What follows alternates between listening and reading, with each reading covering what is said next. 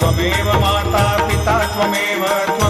बन्धुः सखा त्वमेव विद्या द्रविणं त्वमेव सर्वं मम देवदेव कायेन वाचा मनसेन्द्रियैर्वा बुद्ध्यात्मना वा प्रकृतिस्वभावात् करोमि यद्यत् सकलं परस्मै नारायणायति समर्पयामि अच्युतं केशवं रामनारायणं कृष्णदामोदरं वासुदेवं हरिं श्रीधरं माधवं गोपिकावल्लभं जानकीनायकं रामचन्द्रं भजे हरे राम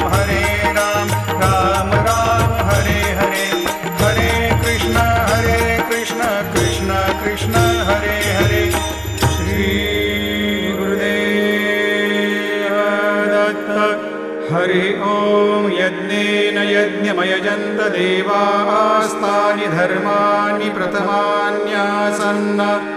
तेहनाकं महिमान सजन्त यत्र पूर्वे